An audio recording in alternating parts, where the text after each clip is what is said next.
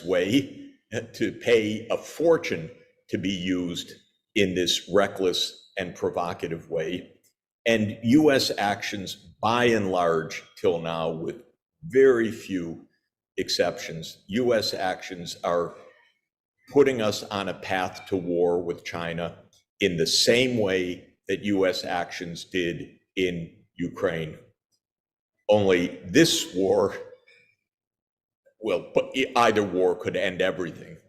But the whole idea of the US and its allies fighting China is mind-boggling in its implications, in its stupidity, in its profound dangers, and in its utter divorce from real security interests and from reality, because China is not a threat to Australia. It is not a threat to the world. And last time I looked, correct me because there's some experts in the room, many more than I, but I don't know of a single overseas Chinese invasion in its history, by the way, other than on the borders. I don't know in its whole history, except when the Mongols briefly ruled China and tried to invade Japan. Other than the Mongol invasion, defeated by a typhoon, other than that, I don't know of another single case in 2,200 years of Chinese statecraft. So this is not exactly at the top of my worry list. This is what worries me about the world is a deeply neurotic United States that aims to be number one, that can't be number one in the way that it self-believes to be number one, that has a pathetic, and I'm sorry to use the term, but it is pathetic, cheerleader in London every day saying how wonderful it is. Empire is great. You should go try it. We love it. Jeffrey, yeah, I'm going to stop here. Sorry to go on and on, but let me just, if I could, 1 minute to say what should be done. The war in Ukraine could end the day after Biden steps up and says NATO will not enlarge to Ukraine. Believe it. The basis for negotiation has been there for 20 years and rejected by the US. Second, the idea of opening NATO offices in Asia is mind-boggling in its risk and its stupidity. And please tell the Japanese, stop this. It's reckless. Third, the US approach to Taiwan, except in a glimmer of reality of Blinken last month, is profoundly dangerous, provocative, and deliberately so. Fourth, what is needed is regional dialogue in Asia, among Asians and among the Asia Pacific. And fifth, use RCEP, because RCEP is actually the correct concept for the region, to bring together China, Korea, Japan, ASEAN, Australia, and New Zealand in a coherent framework, especially around the climate challenge, energy policy, trade policy, investment policy, would do a world of good, not only for the 15 in the Asia Pacific, but for the entire world. Sorry to have run on so long and to ramble, but it's so important what SHAPE is doing. You're completely on the right track, and all best wishes to your efforts. Agreed with the JCPOA agreement several years ago, and then the United States broke that. And by the way, broke it in part because of Israeli pressure. So, this was Israel pushing the US to break an agreement signed with Iran. And Europe, as usual, was pitiful. It just stood by and mumbled because European leaders are afraid of the United States instead of telling the United States the truth. So this is another part of it. But anyway, second step is normalizing the diplomatic relations based on the two states. Third step is actually putting in peacekeepers. And the best that I've heard is that this peacekeeping force, which would operate under the mandate of the UN Security Council, would include Americans, would include troops that are drawn from the Arab countries. And the idea would be to create a buffer zone that would protect Israel from incursions like occurred on October 7. And on the basis of this political solution, would also demobilize the armed side of Hamas step by step, and would show basically that Hamas, which is a political, a military, and a cultural force, the military side would be ended as part of a political settlement. And this would be the next step. The step after that would be actually to promote economic recovery and development after this devastation.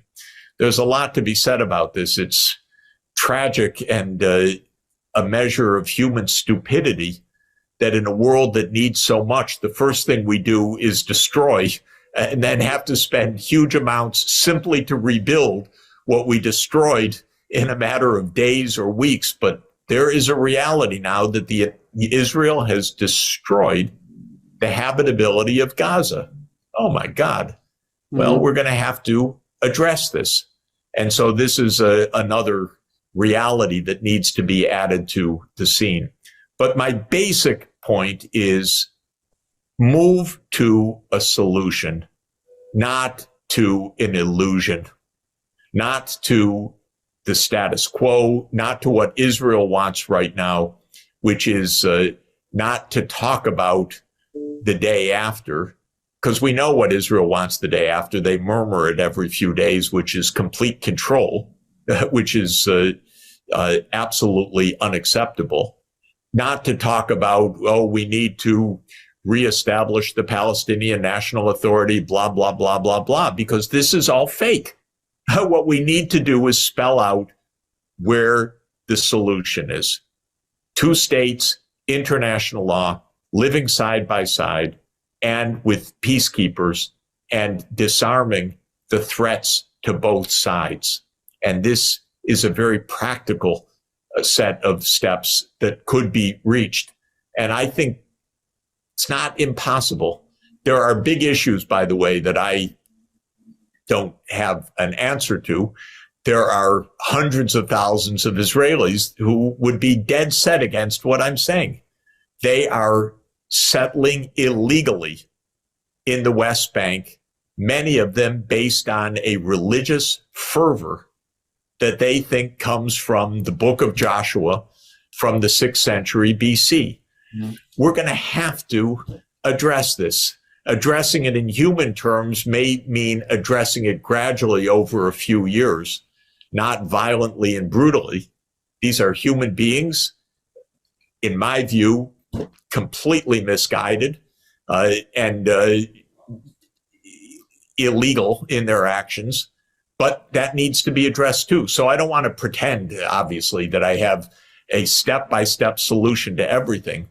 But the point is, we've got to stop faking what's going on right now. The answer has been known for decades. But Israel has become more and more radical. And this is very sad. It's become more and more messianic in its politics. This is weird for the 21st century, but it's actually happened. So I want us to look straightforwardly, clearly at what's going on and understand this is not normal debate about security and so forth. This is about whether there's going to be peace and 2 states, or whether there's going to be an Israeli attempt to dominate millions of Palestinians, or brutally suppress them, or brutally ethnically cleanse them, or kill a lot of them. And to my mind, the only possible alternative, and the one that the whole world agrees to, is to give political self-determination to Palestine. By the way, there was a vote on that in the General Assembly recently, quite interesting. every country in the world that voted yes, except for four.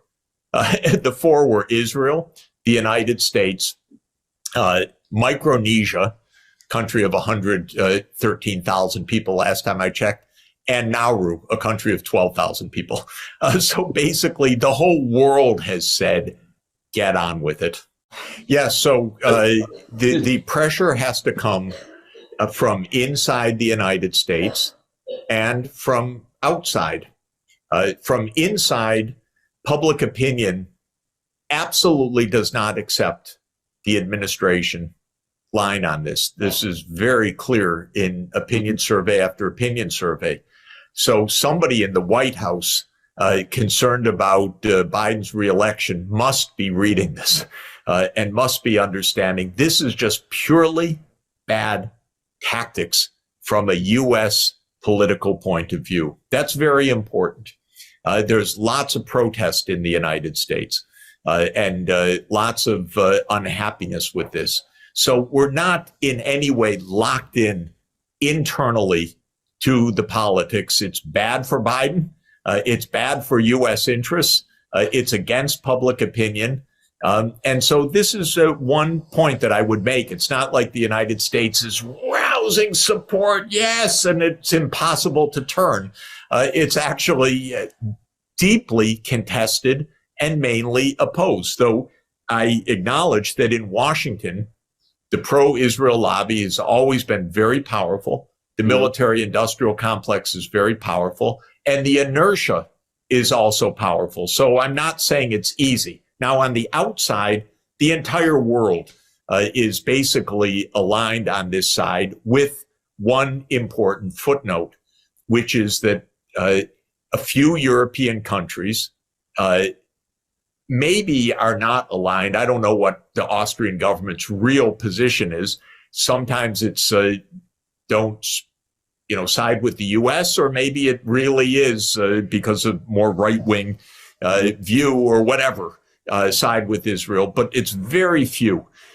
The problem in Europe is European politicians stop telling the truth about almost anything years ago because all they want to do is side with the United States. And I think I would just say to European politicians, if you do it, you lose at the polls. There isn't a popular government in Europe right now because it's incredible. This is so much against Europe's own political interests. So I would say, think through this honestly and then say, it's right. We're not against Israel. We just need to move to a two-state solution. And the United States, come over here, buddy. You know it too. Let's move to a real solution. I'm waiting for European politicians to regain 2 feet on the ground, their head out of the clouds or out of U.S. control, and just state clearly, straightforwardly what is right and also what happens to be in Europe's interest. But by the way, what happens to be in Israel's interests as well, because nothing that's happening is doing anything other than gravely threatening Israel's long-term survival. This messianism, this greater Israel idea, this zealotry of this religious group, this is not saving Israel. This is threatening Israel's survival. So I want European leaders just to think clearly and honestly about this, because that'll also help the United States get to the right place. I think there is a lot to say about the European leaders. I think the European leaders, there are no leaders, you know it better. And there is another tiny problem. We will have also an election this year in some European countries, but in the European Union for the European Parliament. And the problem is that everybody, according to most of the polls, it's to foresee that the right-wing European nationalistic right-wing parties will win. And the problem is they are even, at least concerning Israel, they are also in the meantime, although many of their parties, if to go back history, you know where they come from. And this is a historic cynicism. I think that these right-wing fascist parties, now they are on side of Israel, which is unbelievable for anybody who knows history and who knows how things happened, that these parties, who are sometimes in internal issues, they are racistic, they are fascistoid right today, but when it comes to Israel, they are supporting the Jewish state. Yeah, supporting the Jewish state is one thing. Supporting what is called Greater Israel to dominate the Palestinians is so senseless for Israel and for Europe that everybody should take a deep breath and understand that. How many self-wounds does Europe want? How many crises, how many wars does Europe want around it? And I would ask the European leaders, the reason why the right is growing is in part because the so-called center or center-left all was gung-ho with the United States for NATO enlargement and for the war in Ukraine. And of course, it's been a disaster for Europe. It's been a disaster economically for Europe. It's been a disaster from a security point of view for Europe. So it's not even left-right. It's a failure policy that the current European governments have pursued, and they are opening up their way for an opposition to arise. And that's what's happening, in fact. So the reason European politicians, by the way, across the board, you look at the approval ratings in Western Europe right now or in the EU, nobody has any support, basically, except the few that stand up for themselves, like Orban or Fico or a few others. But the ones that are basically just siding with the United States in this useless Ukraine war are all in their 20% approval ratings or 25% approval ratings and so on. So the main point I would say to Europe is, if you go the way, not of supporting Israel, that's one thing, but supporting Greater Israel for ethnic cleansing and for this terrible thing, all you're doing is making another prolonged disaster on Europe's borders. And if that's in Europe's interest, boy, please explain it to me. This is no doubt about it. I think Europe, with this policy they follow the last tens of years, I think it's against their own security, economic, even cultural interests. I think this is something which... I'll give you another example, by the way. The politics of the 2010s was dominated by the Syrian refugees. And anyone that knows even the slightest history should understand that Hillary Clinton and Barack Obama and a few others decided they would overthrow the Syrian government in 2011, typical regime change operation. That's what created the war and the refugees. Did any single European leader say that? Explain that to the public? Not one. So then they wonder, why is their popularity so low? Well, if you don't speak up the truth, what do you expect? And so understand that these hegemonic wars of the United States, these are not in Europe's interests. And that's the same with supporting what Israel is doing in Gaza. It's not a matter of right or left. It's a matter of what's Europe's interest right now. It is not to have a fulminant Middle East war right now. And so European politicians should think about how to diffuse a Mideast-wide war. You are completely right. I think you convince people like me, unfortunately, we are not in power, and but coming back to the issue of this interview, I think now there is a peace plan. It's even economically, we didn't even mention it, but which is interesting for me, since you're also long experienced in economy. I think one important but not so much debated proposal is the establishment of a new UN fund, a UN Reconstruction and Sustainable Development Fund, which is interesting, should partially, at least partially, funded by reduction of expenses which traditionally have been spent for armament and war. You know, outside the UN, across the street from headquarters, is what they call Isaiah's Wall, which is the inscription of the prophet Isaiah, chapter 2, verse 4, which says they shall beat their swords into plowshares and their spears into pruning hooks. Nations will not make war on other nations, neither will they teach war anymore. I'm paraphrasing, but you know, Isaiah had the idea in the 8th century BCE of the transforming the military to the civilian use. And we're now spending $2.5 trillion a year worldwide on the military.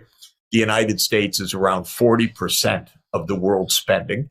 Shocking, because we're 4% of the world's population. What if we take even 10% of that would be $200 billion a year. So $250 billion a year. And so that's the proposal.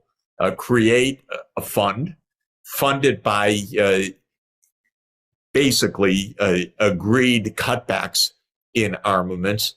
I should mention that Pope Paul VI, in his encyclical Populorum Progressio in 1967, had that idea. So I don't want to claim any precedence to this, but I do think it's the right idea. The UN in general does not command much in financial resources. It needs to have a bigger budget to do good things. And one way would be military cutbacks that are rechanneled to sustainable development. We could continue hours and hours and hours, since many things have been already discussed for many years. But it's interesting that now this plan is here. I think, do you have any ideas how to make it even more popular? Do you intend to present it to other international bodies? And how should this come to reality? I'm discussing these ideas with UN diplomats all the time. And I've discussed it with Palestinian diplomats and with diplomats from around the Middle East. There's a lot of resonance with this. I personally am continuing to urge an immediate membership of Palestine in the UN as a UN member state. By the way, Palestine is a state recognized by 140 other states, but it is not recognized as a UN member state, only an observer, as you rightly pointed out. So I am continuing my own discussion of this, basically with the U.S. government. They don't talk to me too much, but I try to make my views known publicly by writing and posting articles all the time. And I'm writing to politicians in the U.S. who are quite resistant in general, because their modus operandi for decades has been never show any space at all with Israel. But I'm telling them it's not working. It's not working from any point of view. You need to rethink this. So they have a few days of rethinking before the Congress comes back. The White House cannot be very comfortable. We hear lots of stories about pretty harsh talks between the U.S. and Israel right now. I believe that that's true. One of the U.S. Carrier groups has been withdrawn from the Eastern Mediterranean and is on its way back to the U.S. That is a signal that the U.S. does not want a wider war in the Middle East. I think that's absolutely right. The U.S. is exhausted of war, and an election year, it would be the end of Biden's chances at all.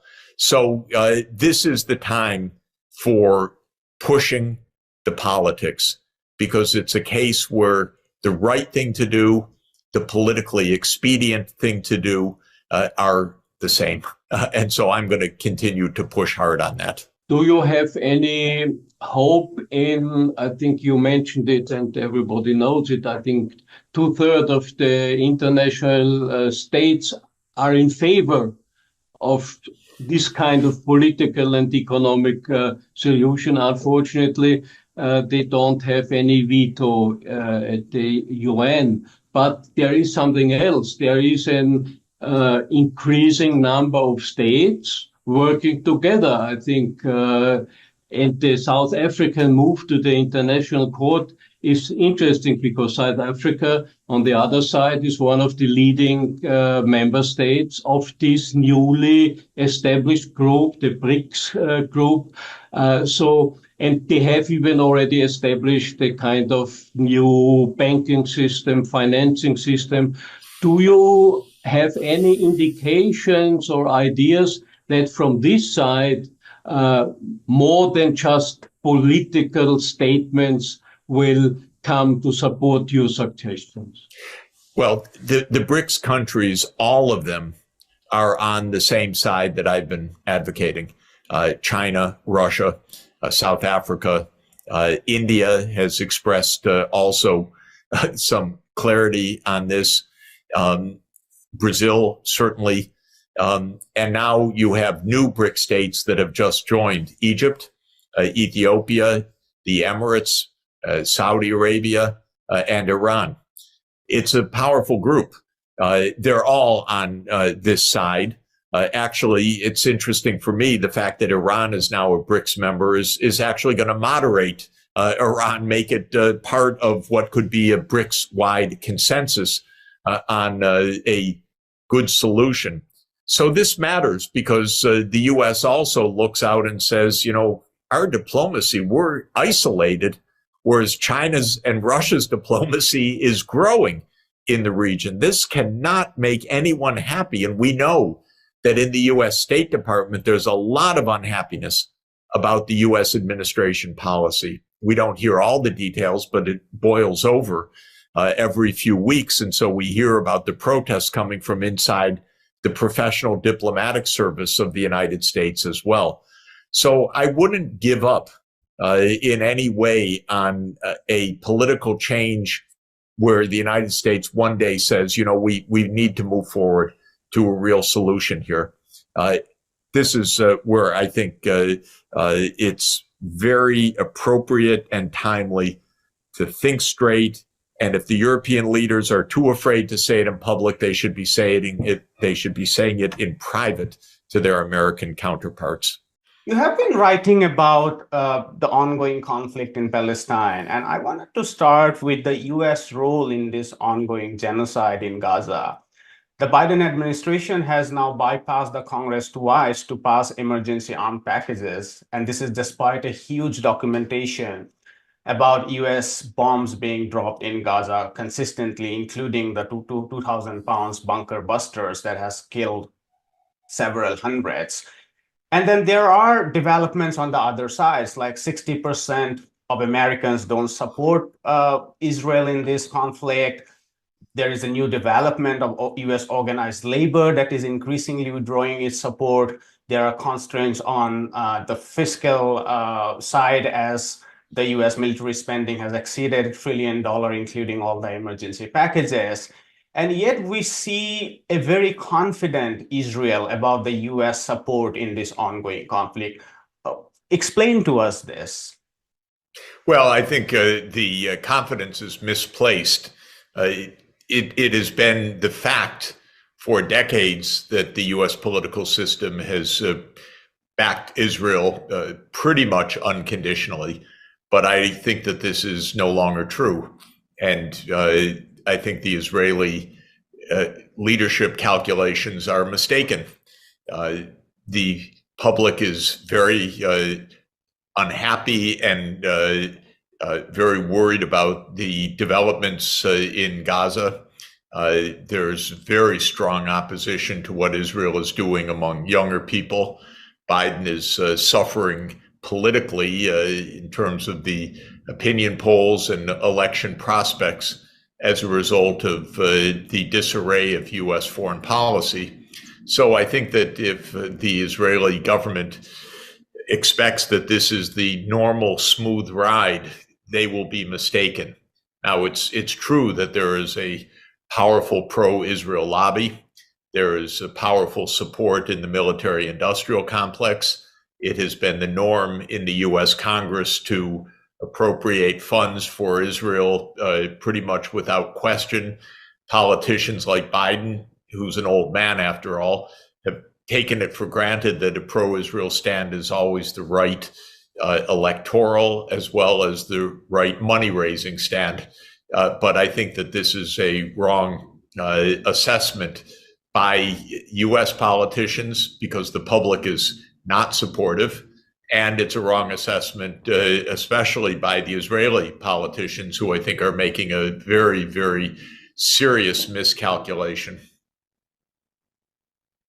Just to stay on this point, I mean, it is often said that while the American public has a huge leverage in terms of, or at least some leverage in terms of influencing its internal policies, when it comes to foreign policy, it is often said that what goes on in the public doesn't influence a lot in terms of the foreign policies. You have mentioned about the Jewish funding, but there are also talks about the American strategic. Well, it's not just Jewish funding; it's Christian funding. It's Yes. there is a quite broad, and it's military-industrial complex funding. It's quite a broad coalition. Right, absolutely. And I was just coming to the broad region in general. We are seeing a lot of tension with it around the Red Sea and the Gulf of Aden, and rockets being fired by the Houthis, and then US-led coalition has sunk boats on the other side. And we are seeing constant firing across the Lebanon border since October 8, if not earlier. And effectively, Netanyahu's cabinet, from Gallant to Gantz to his finance ministry, Smotrich, they are essentially calling for war against Iran. Now, to my mind, it's very difficult, or it's almost inconceivable to think about this very extended war by Israel alone if there is no thinking that US is not going to support or back them up. Your thoughts on that? Well, if the U.S. doesn't back up Israel, Israel can't even keep up the war in Gaza, much less a wider Middle East war. The war in Gaza is supported by U.S. munitions almost on a daily basis. So if the U.S. cuts support, Israel has to stop, period. It's not a matter of extending to Lebanon, the Red Sea, Iran. That would be a major war. By the way, a major war not only for Israel, but a major war for the United States as well. And the U.S. has just sent one carrier group back from the region back to the United States. So it's a signal that the U.S. is not at all interested in a wider war. There are crazy U.S. politicians like Lindsey Graham who loves war anytime, anywhere. And he said we need to bomb Iran. He used even more extreme language, but basically, this is not the position of the Pentagon, and it's not the position of the American people.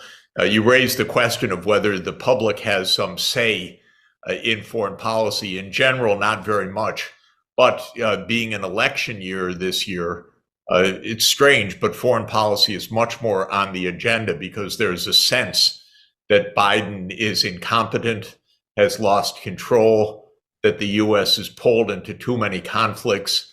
And this is weighing on public opinion, especially because Donald Trump has been against funding Ukraine and the But not Israel, right? the Republican base is really not in favor of this spending or particularly in terms of these wars. It's complicated, but I think in general, the mood in the United States is, my God, we've got enough problems at home. What the hell are we doing getting into more and more and more of these wars? And Biden looks very weak and inconsequential, and he's a poor communicator in general. So this is a time when American public opinion is having an effect, especially in the Republican Party, which is not really wanting to fund Biden's adventures abroad. I remember this foreign affairs column at the peak of the Ukraine-Russia conflict. It was saying that we should bump up our support for NATO. It's not enough because the Republicans can come and they would definitely withdraw support, and we should keep this going. And we would come to Ukraine. But before that, if you could very quickly, if you could lay out this 8-point proposal that you laid out in one of your columns about how to achieve peace in the region. Well, it's basically 1 point, which is I would like the UN Security Council today to vote the state of Palestine as a UN member state, and for that to be confirmed by the UN General Assembly, and to get on with the two-state solution. Of course, the current political constellation in Israel is dead set against this. It is absolutely intent on complete control. A political outcome right now, not the one we wanted, but we were so dumb not to take a better deal a year ago, 2 years ago, 5 years ago, 10 years ago, that now we're in a situation where we're not going to get exactly what we, quote, want. But to continue the fighting would absolutely destroy even more. What worries me most is actually that really the lives of Ukrainians are just taken as a casualty, as something not even worth speaking about. They don't even talk about it. The leadership is absolutely gross. You know, I'm sure that Zelensky is in a very hard place, but all he talks about right now is throwing more lives to the graves. Frankly, no strategy, no self-awareness, no situational awareness. Okay, it's very sad because the United States talked him out of a peace agreement in March 2022. That was Zelensky's chance, and he lost it. He was inexperienced. You know, when the United States comes and tells you, we have your back, you tend to believe it if you're inexperienced. I tried to tell him, by the way, I really tried to tell the Ukrainians, look, I'm an old guy. I've been through lots of U.S. wars, Vietnam War, Nicaragua, the Gulf Wars, Syria. They never win. Are you kidding? Do you really want to end up like Afghanistan? And they didn't believe me. They just thought, oh, you're a Putin apologist.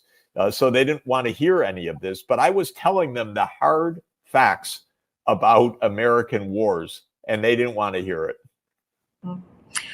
Besides Russia, I'm not sure that Ukraine actually is such a big topic in American policy. I'm not sure about that. Yeah, it's maybe definitely diminished. You know, it's a big focus of the political class still, the military-industrial complex and the White House. Maybe for just political reasons that Biden doesn't want to admit what a lousy poker player he is. But the point is, for the American people, they've had enough. There's no groundswell of support. People don't want that. They want to stop this thing. And so in that sense, you're absolutely right. Typically, the public doesn't have much say in this. We have almost no public debate. But Biden's popularity is really collapsing. And if the unhappiness with Biden's foreign policy is very, very clear. So maybe even public opinion is going to start playing a role because we're now in an election year. I would like to ask you to clear the position on China, because when I look both at the Republicans or at the Democrats, I would say that their views on China are very similar. So they actually have very hostile views towards China. Now there was a summit, APEC, where both presidents, Biden and Xi Jinping, met. Do you see any decline in tension, any hopes that actually the relations, they're probably not going to be friendly, but let's say at least stabilize and would be less threatening for the world? I'll tell you an interesting thing. When President Xi came to this APEC summit in San Francisco, he met 200 U.S. business leaders, and they gave him a standing ovation. I don't think they would give an American president a standing ovation, but they gave President Xi a standing ovation. Why? China's their biggest market. They both produce in China, they sell in China, they make a lot of money in China, and they want normal relations. What is happening is two things. One, we have a kind of security class in America who are all about American dominance, American hegemony, America being number one. It's a very strange group of people, but this is our foreign policy establishment. Then we have politicians who basically think that, and it's very particular, Trump in 2016 won the election by winning swing states in the middle of America, in the American Midwest, which is our industrial zone. And he won it by saying, China took your jobs away. And when he made narrow victories in those states, the Democrats said, oh, we have to attack China in order to compete politically with Trump. So there are two reasons for the anti-China sentiment in the United States. One, and in the political class, one is this idea of America being the only dominant country. Well, I mean, unless you're playing a board game like the game of Risk, you don't get to be the dominant country in the world when there are other big countries around. So this is arrogance, again, very misguided. Then there is this protectionist politics, which tries to appeal to a few swing states in the US elections. The upshot of this is that the political class, both Democrats and Republicans, are pretty united against China, pretty ignorant from my experience. They don't know China, they don't know Chinese history, they don't have any perspective. They play a dangerous game, like when our Speaker of the House, Nancy Pelosi, flew to Taiwan. So stupid. Sorry. Just why do you want to provoke another superpower? Thank you for saying that, because we have the same representatives who are also provoking China in this kind. Okay, don't provoke China. Be respectful. Just have normal relations. Don't provoke a superpower. Why? What is in it to poke a superpower? It's stupid. People should think. If there's even if you think there's a bully, which China's not, but if you think there's a bully in the schoolyard and you're a little kid and you think they're the bully, is it really smart to go poking them and say, you're a bully, I hate you? No, you're going to get hurt in the end. So you need some common sense. And China's not even bullying. China is just big, successful, dynamic, actually a good trade partner for Europe. So we should treat it normally, respectfully, and the U.S. anxieties should not be Europe's anxieties. This is another area where European politicians are just repeating the words of American politicians. And I know behind the scenes, although it's obvious, why does van der Leyen repeat words almost like Biden? Because she feels that her job is to be with the United States. Maybe she hopes the United States appoints her as the Secretary General of NATO or something. I don't know what it is. No, but that's what she hopes maybe. So this is where Europe makes a big mistake. Just like it did make a big mistake in Ukraine, it would make a big mistake of trying to make an enemy out of China. That's a completely ridiculous losing proposition. My last question, because our time is coming up, I have to reflect one very current event you already mentioned, and that's the elections in Argentina. Yes. Because let's say that the elected president is an unusual personality. How do you view this situation? Is there a danger for BRICS or maybe for other Latin American countries with his very strange suggestions as for foreign policy, as for economics? Yeah, of course, time will tell. One thing is he won the presidency, but has no control over the Congress. His small parties, and at least for the moment, doesn't have any kind of governing coalition in the Congress. So maybe his ability to do things will require a much broader coalition of forces, and that could be a constraint. But let me just say first, Argentina is a country that has been unstable for its whole history, going back to the 1820s, ever since independence. Argentina has messed up more currencies, had more inflation and more instability than any other place on the entire planet. This guy won not because of what he says, but because of disgust with the outgoing government, which was delivering inflation of triple digits, more than 100%. You can't really win an election when inflation is triple digit. And I know Argentina quite well, and actually worked with the finance minister just before this one.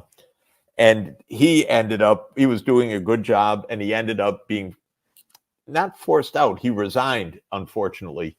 But he resigned because his own, I would say, corrupt politicians in his own party were rejecting the normal policies that he was trying to promote. So Argentina is now in yet another cycle of instability. All my professional career as an economist, I've been watching Argentina in amazement, because it's not an impoverished country by any means, and it's got huge natural wealth and very smart people, well-educated class of people, but it has made such a political mess repeatedly, and this could be yet another one. I don't want to say on the first day after the election of this guy that he'll really govern the way he campaigned, because sometimes they become a lot more responsible, but it could be that that he is what he says he is, in which case Argentina is going to face some real troubles. It's regrettable, because I'm a fan of the BRICS. I would like to see them work. Argentina is a new member of the BRICS group. Whether this guy stays in or out of the BRICS or gets kicked out of the BRICS, everything remains to be seen. But I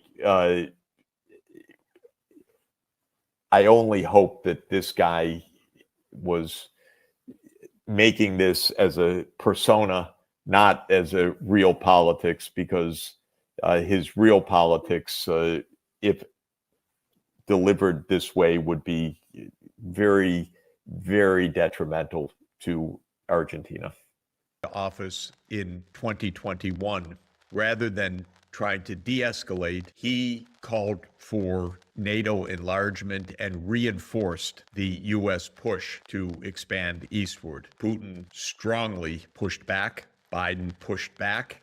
The U.S. signed several statements in 2021 confirming that NATO would enlarge. I think this was all absolutely irresponsible. Russia massed troops on its border and put on the table a draft U.S.-Russia security agreement on December 17th, 2021, based on no NATO enlargement. The Biden administration formally replied that it was not willing to negotiate over that issue in a response in January. Then Russia invaded on February 24th, 2022, making clear that it was the failure to reach an understanding on the NATO question that was central to Russia's action. 4 weeks later, Zelensky declared that Ukraine was accepting of neutrality. In other words, the initial Russian invasion brought Ukraine to the negotiating table. And during the second half of March, with the Turkish government being the mediators, Russia and Ukraine hammered out a peace agreement.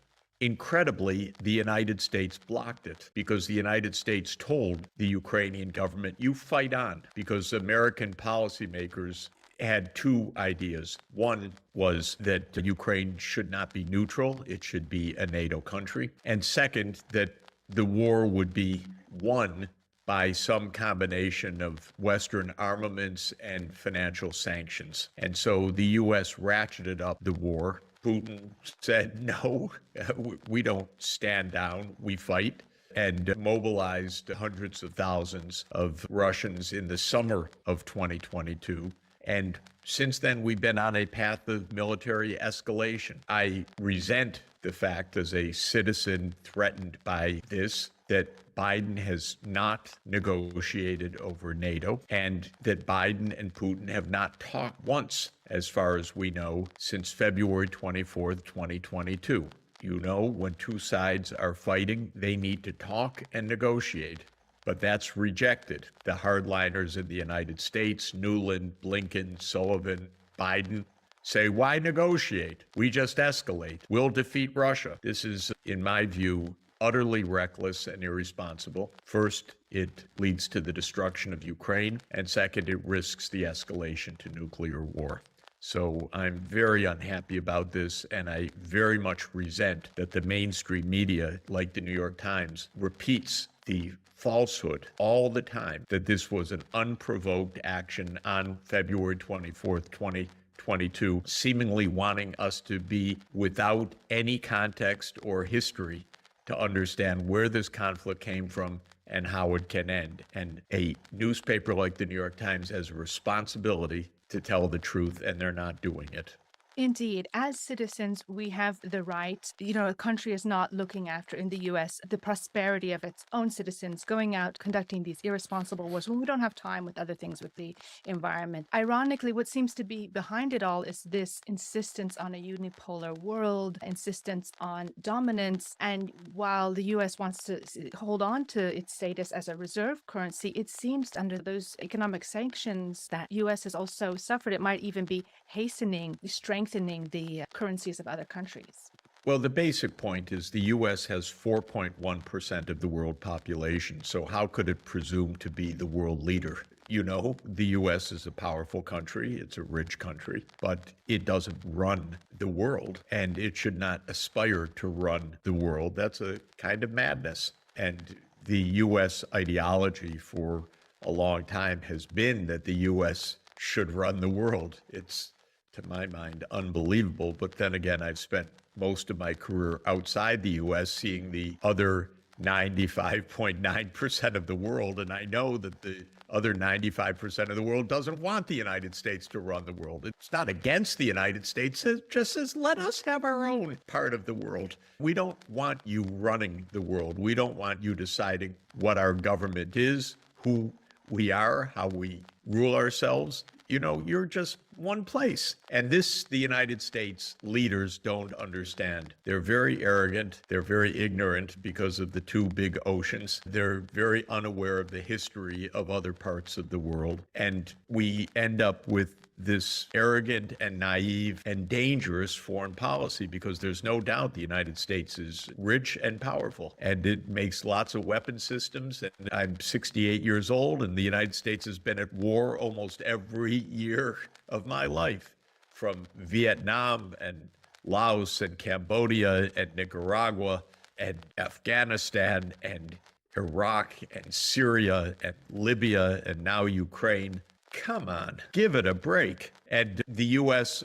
is also experiencing the reality that other places in the world are catching up on technology, indeed leading on technologies as well. And China's a very successful, very industrious, very hardworking society, which in the last 40 years has gone from poverty to a very significant world important economy. And the U.S. has a very hard time accepting that.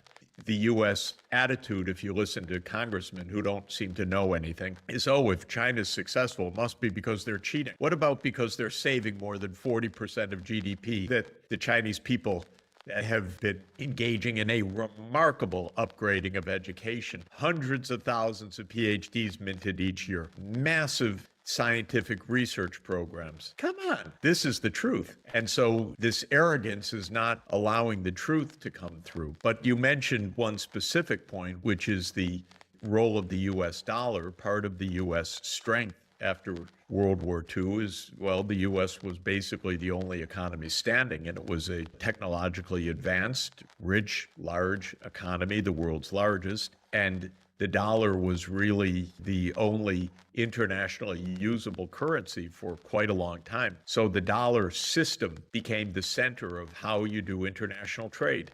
When you trade in goods, they're denominated in dollars. When you buy the imports, you pay in dollars, meaning you use accounts in U.S. dollars, typically in the U.S. banking system. When the transaction is closed, it's closed through the so-called SWIFT interbank system. And so the U.S. has had what France long ago called an exorbitant privilege, that it could print a lot of money because the rest of the world was holding dollars, using dollars. The dollar was the basis of the world economy. That's changing now. And it's changing for three basic reasons. One is the share of the U.S. in the world economy is diminishing. So this means that the predominance of the U.S. is bound to diminish. The second is technologically, settlements are going to occur in all sorts of ways other than through U.S. banks. And so-called digital currencies, especially central bank digital currencies, will mean other ways to make settlements. We'll settle in renminbi when we buy in China, or settle in rubles, or settle in rupees when trade is with India, and so forth. So there will be multiple currencies. And then the third part, which is really a matter of a bad set of decision making, the U.S. has militarized the dollar, meaning that usually you think about money, well, you have it, you can use it, you can spend it. But the United States has come to say, if we don't like you, you don't necessarily have access to your money anymore if it's in our banks. So the U.S. froze the dollar holdings of Russia. The U.S. has frozen the dollar holdings of Venezuela. The U.S. froze the dollar holdings of Afghanistan. My advice to any government that's not getting along with the U.S. government is be careful about your money, because the U.S. might come in and freeze your money. And so countries are looking to hold their reserves in other ways now. Perfectly understandable. And I think that this is another part of the move to a multi-currency international system from a dollar-based international system. And you mentioned the possibility of a reserve currency being the renminbi. And so there's other things that are not often reported about China. One, and I know that you've written about this as well, is that They're stepping in where America's policy of destabilizing and it's destructive. China, in some cases in the Middle East, is stepping in as a peacemaker, and it's less expensive if we can achieve peace. Well, probably the most remarkable diplomatic achievement of recent years, I would say, is China brokering a peace agreement between Saudi Arabia and Iran. In the American idea, those two countries were implacable foes. They could never agree. And for the United States, Iran was the enemy and Saudi Arabia was the ally. But the whole idea of U.S. foreign policy is you bring countries under your authority as an ally of the United States, like Saudi Arabia, and you fight your enemies on the other side. But China has a different idea, which is that Saudi Arabia and Iran had no fundamental reasons for this dissension, but they have plenty of reasons for cooperation. For one thing, they're both being hard hit by climate change. They need to cooperate because the water crisis is quite severe. They're both hydrocarbon economies. They need an energy transformation, which is very profound. And so the Chinese facilitated a reconciliation between the two. I'm very happy about that reconciliation, by the way. The fighting between, the bitterness between Iran and Saudi Arabia divided Western Asia. It contributed to an absolutely devastating war in Yemen, in which the United States gave its military support that killed a lot of people. And it destabilized a region that needs a lot of economic transformation and technological upgrading and change. And so this agreement is really a big help for the whole region, not only for the two countries involved. And China gets a lot of credit, in my view, for having the wisdom to see that that was a conflict that could be solved, not just exacerbated. But the U.S. approach was always to push at it. Even when the U.S. made an agreement with Iran, the nuclear agreement called the JCPOA, the U.S. government walked away from it. And then it maintained sanctions on Iran because the U.S. is not really serious at making peace most of the time. It's got an us versus them mentality. And I find that very destructive and not in the U.S. interest. Yes, and I hope that China maintains this sensible approach because it's dangerous what's happening now in Taiwan. And just help us understand the situation, like in that through line between these proxy wars and what could happen in China. Well, the situation in Taiwan is like the situation in Ukraine, very explosive, very dangerous, and requires cool heads to avoid a conflict. The fact of the matter is that actually all three governments, let me say, the United States, Taiwan, and China, have a policy that there's one China. And whether it is the government in Taiwan or the government in Beijing, they both say there's one China. They disagree on what happened in 1949 and how China should be governed, but they don't say there are two countries. And the United States, when it established diplomatic relations with the People's Republic of China, very clearly said that there is one China and has one China policy. And that is how to keep peace and to make sure that this tension between Beijing and Taipei does not boil over to open conflict. But the United States started to play games with this. It started to form a military alliance with Taiwan, in effect, which is really coming into a military alliance in the middle of one country. And this is an extremely dangerous and imprudent thing to do. And Biden starts talking about how we're going to defend Taiwan, and the American politicians talk about how a war is coming. It's all utterly reckless, irresponsible. And what we should have is trying to reduce tensions, diffuse tensions through negotiation, through talk, through peace-building ideas, rather than stoking the idea that some conflict is inevitable. A conflict would be devastating, of course, first and foremost for Taiwan, but actually for the whole world. And so this needs to be avoided, and we need cool heads, and we shouldn't have American politicians saber-rattling. We should not have Speaker Nancy Pelosi fly to Taiwan after the Chinese government has repeatedly said, don't do that, don't provoke, don't stir up things. don't make conflicts where there don't have to be conflicts. But the United States leadership doesn't listen very well. It's the same thing that when Putin said many, many, many times, do not expand NATO to Ukraine. The United States, oh, sorry, we don't hear you. You have nothing to say about that. That's none of your business. And then war comes. This is very typical of American foreign policy because American foreign policy leaders are too arrogant and they don't listen.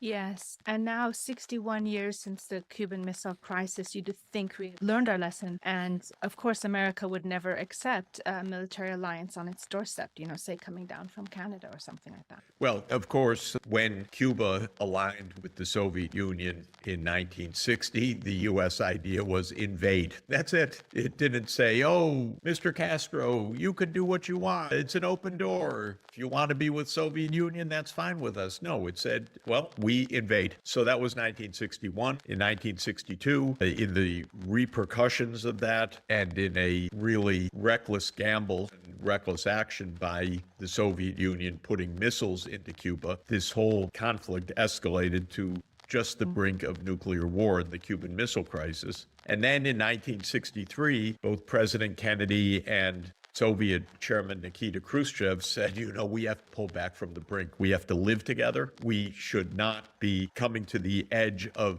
global nuclear war. And they signed the Partial Nuclear Test Ban Treaty in the summer of 1963, proving that even at the height of the Cold War, if the mindset is right, you can make peace. And that's the mindset that we need now. Yes, it seems like the neocon mindset never really went away. Just help us understand, because to my mind, Ukraine is not indispensable for the US, right? It's just this idea of NATO enlargement. But there's other forces behind the scenes that are, profiting or pushing. And I understand that Zelensky, secured $110 billion in US aid and, of course, humanitarian, financial, military support.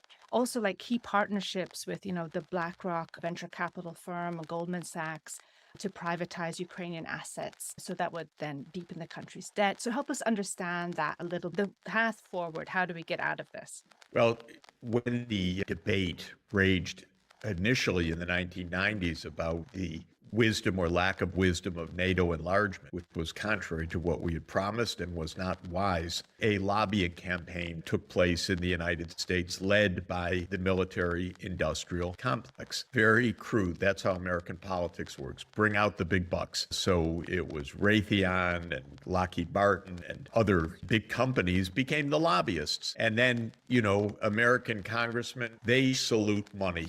They salute campaign contributions. They salute the lobbyists. And so this is how American politics works. There are always financial interests that are also playing a role here. So we have a mix of ideology, confusion, lack of historical sense, arrogance, and money all stirring the pot. It has very little to do with the American people, though. The American people are not asked about anything. The votes on money for Ukraine are generally almost secret because they're not really debated. They're just measures stuck into some other piece of legislation so that you never have to debate the fact that we've spent more than $110 billion so far on Ukraine, and nobody's really been asked about it.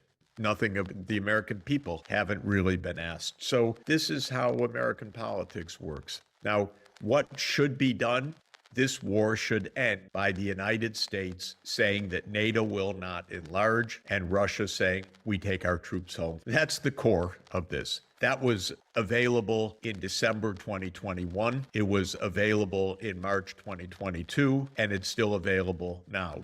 It doesn't solve many, many other issues. What happens to the territories? What happens to Crimea? These are for negotiations, but the basic idea is that the two superpowers back off and that the war stops and that we go to political solutions, not military solutions. And that should be our priority. And so finally, as you think about the future, the prospect of nuclear war, the kind of world that we're leaving the next generation, what would you like young people to know, preserve, and remember? Young people should lead the way to a safer, cooperative, peaceful, and environmentally sustainable and fair world. This is the point. We need to build the future we want, not to feel trapped in this mindless cycle of violence and environmental destruction. The problems that we face are solvable, and they are not driven by the needs of the people. They're driven by greed or power seeking of elites. And we need to have a new generation say, this is not working. We want a world that is at peace, that is shared in prosperity, and that solves the environmental crises, which have become so deep and are neglected in part because we are wasting our time, our lives, our resources on these useless wars. No, let me say it's the first book of Western political science is the better way to say it, because Plato had written the Republic a generation earlier. But it's the first book of political science. It is paired with his ethics, Nicomachean Ethics, as two joined volumes, because for Aristotle, ethics and politics were the same. Of course, in 1514, I think it is, Machiavelli wrote a very different political science. He wrote a handbook for the prince, which was about how to maintain power. And political science in the West began to be the science of maintaining or managing power, not the science of producing the good.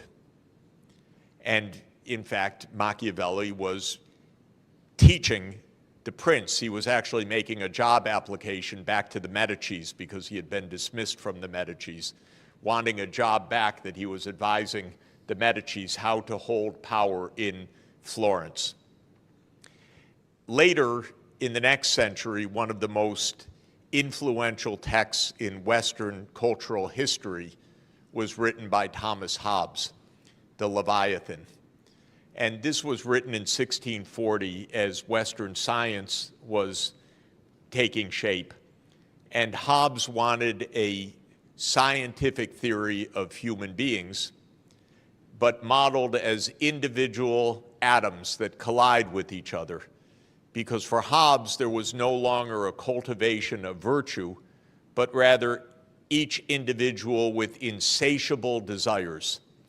So Hobbes's model of human nature is that it is simply unbounded desire. It can't be taught to moderate desire. It can't be cultivated for virtue. It is individualistic and it is insatiable. And so Hobbes said, unless there is an overarching power, people will kill each other.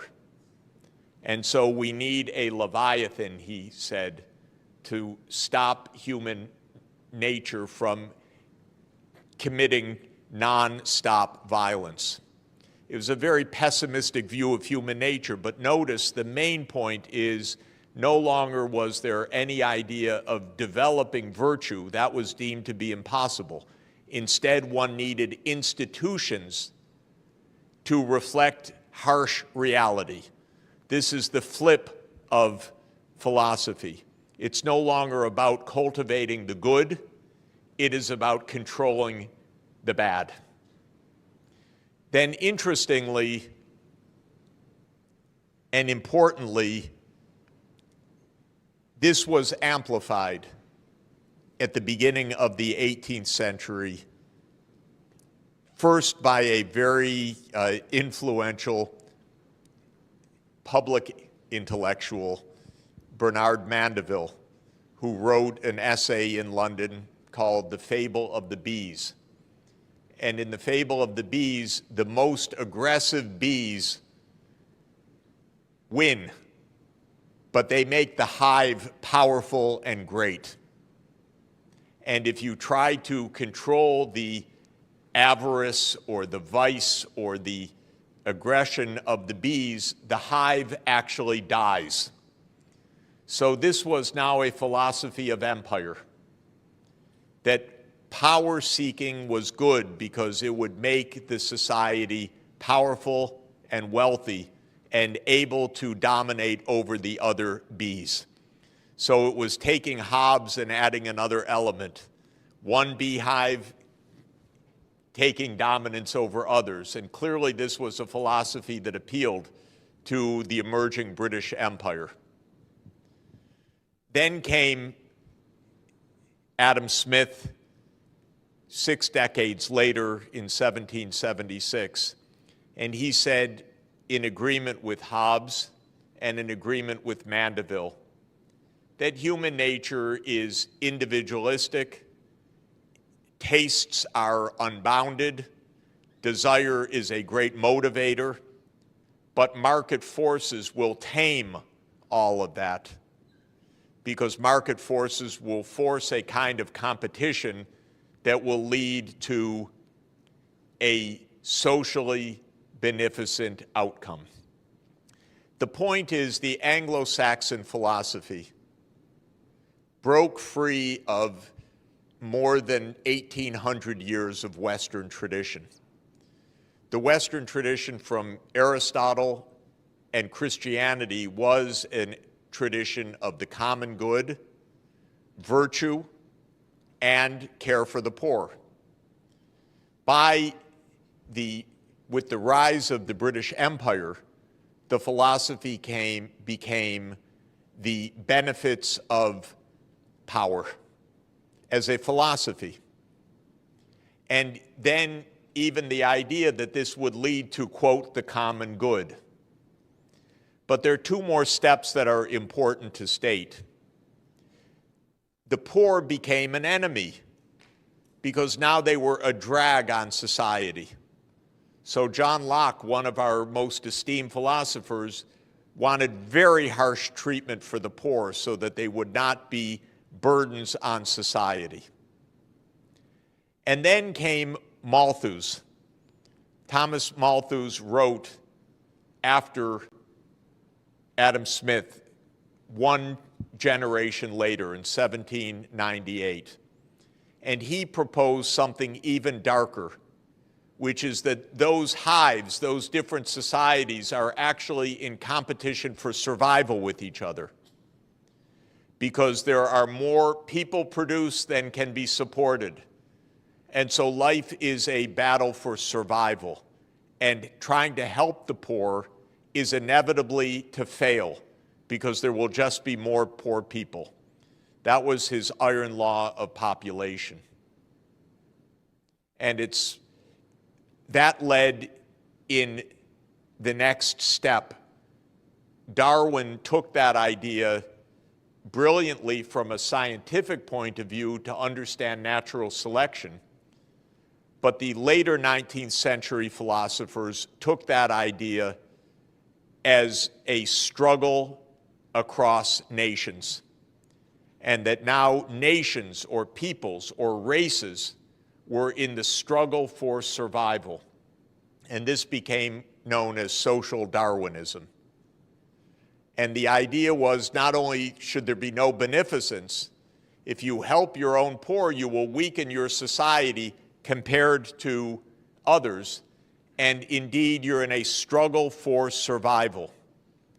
And this gave rise to the worst crimes of history, because Nazism actually, as a philosophy, which it was based on social Darwinist pseudoscience.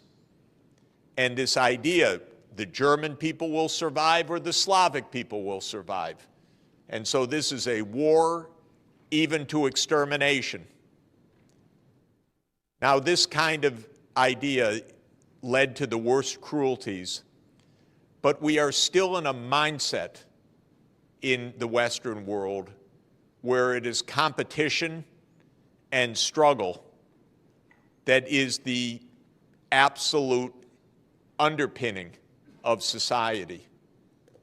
When I studied economics, I was taught about perfect competition.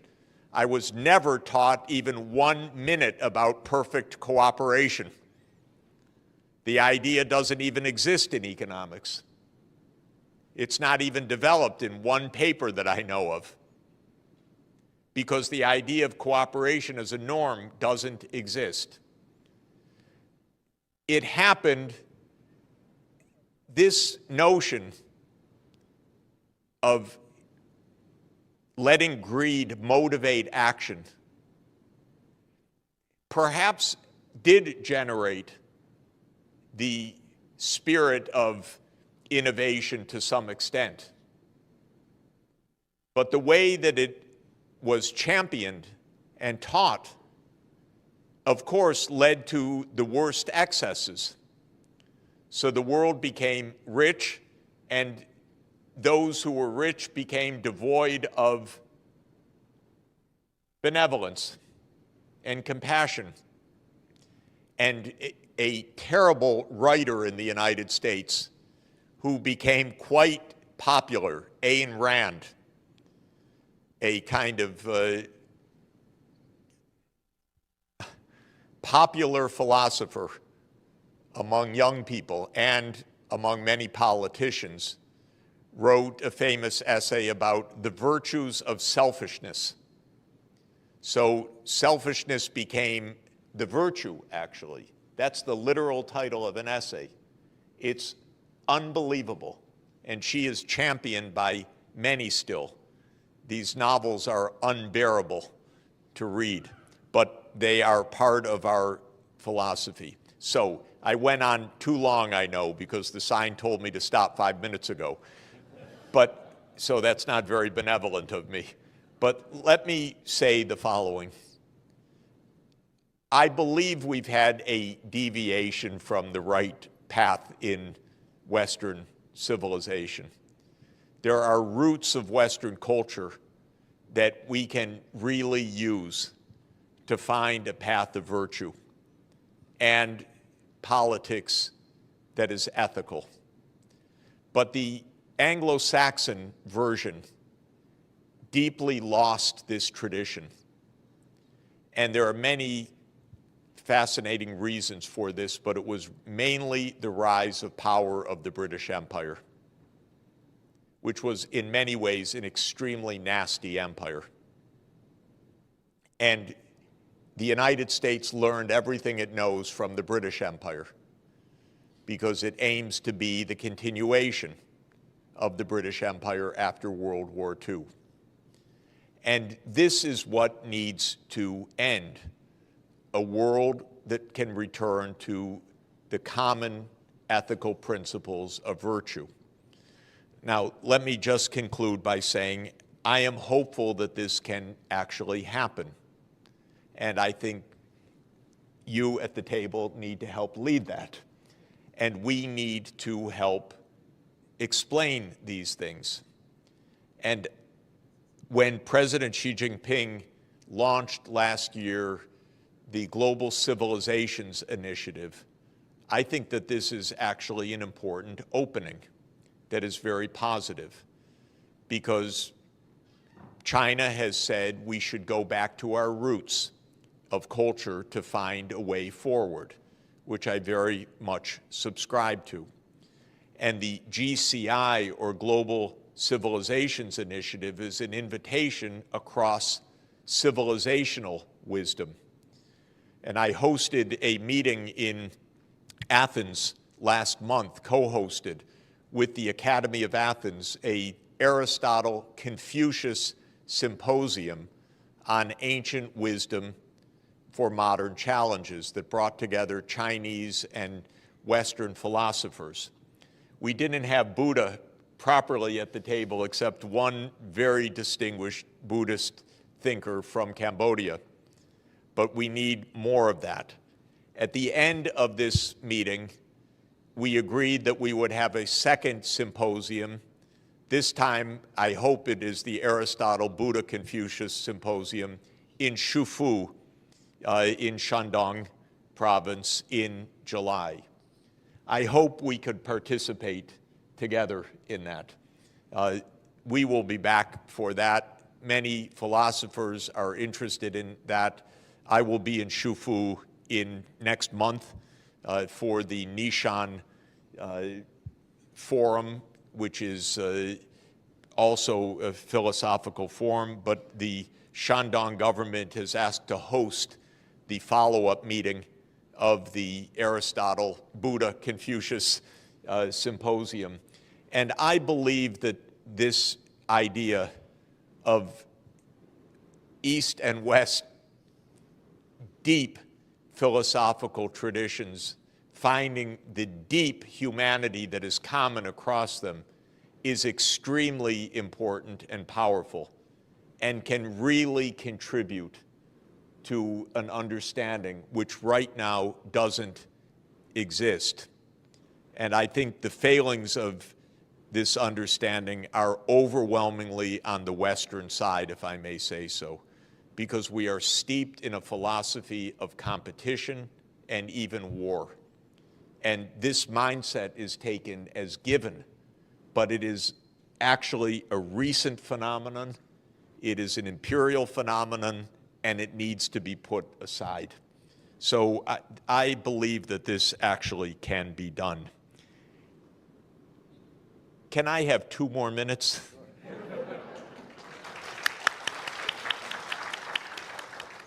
Because I want to talk about net zero by 2050. And first to say how much I admire what Dr. Shaw proposed, and is the book in English also, or in Chinese? Okay, we're going to have to get me an English translation somehow, if we can, but I'm very eager also to read your forthcoming paper. Let me add a couple of things that I think are central, but I think they're already exactly in your climate club idea. It is not possible to reach net zero one country at a time, least of all for an island.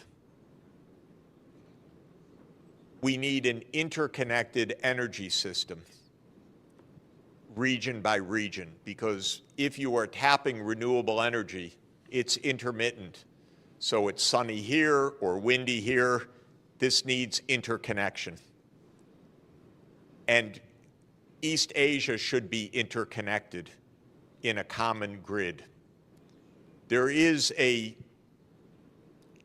mainland China program called GuideCo, Cooperation Organization, that is the China State Grid engineers who are doing analytical work on interconnecting regional grids for Africa, for South America, for North America, for Europe, and for Asia. This is very important work. Taiwan should be connected to the mainland in a power grid. And the mainland should be connected with Mongolia, and it should be connected with the ASEAN countries, and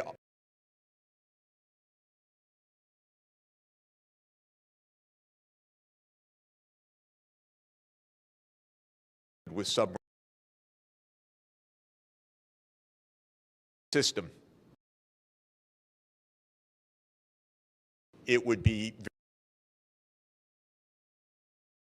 region, the economic powerhouse of the world, rather than a battleground, because this region has everything if it works together. And it could lose everything if it views the region as a battleground. I think everyone in this region can understand this. The only one that does not is my country, actually. But the U.S. needs to be told, let us solve our problems. We know how to discuss. Don't meddle, because you will make a mess. This is actually the truth. This is true about Japan. It's true.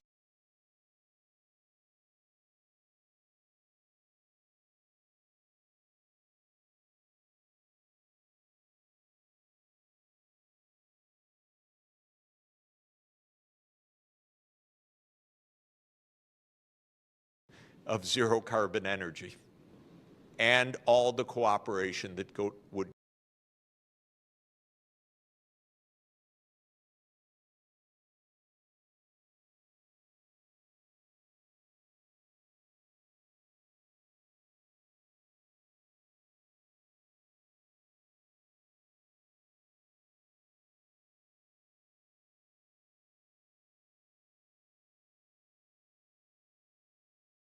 the regional cooperation, the regional structure, and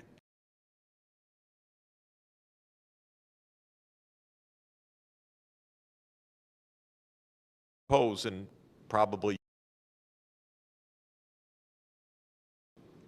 roadmaps that show the physical interconnectedness, what technologies, where,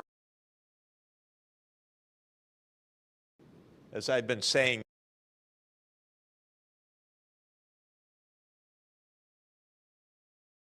opposite of a plan. It's 80% fossil fuel.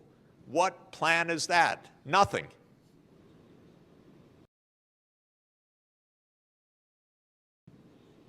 Please, don't encourage them. So show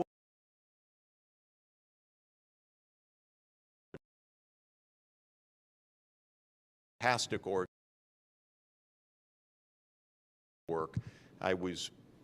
Sonia and I were just in Beijing with them a couple of days ago. We'll come back for a meeting that they're hosting on September 26th for a worldwide meeting on energy interconnections.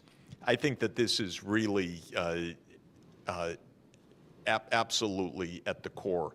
So I agree with everything that you said, and I think that it's absolutely the way forward. And in that polycentric world, there's a concept which I find very useful.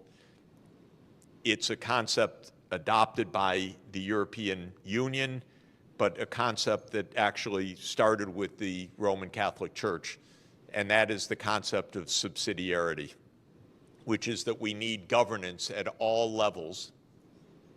So we need global governance, regional governance, national governance, local governance. You put each problem at the lowest level possible, closest to the people, where it can be solved, but not below the level at which it can be solved. So the power grid cannot be solved at the national level. It must be solved at the regional level. The targets for decarbonization must be solved at the global level, and so forth. And the idea of subsidiarity is that we have this multiple levels. We have global governance. We have a global government that can do certain things and not other things. We have regional government. We have national government. We have local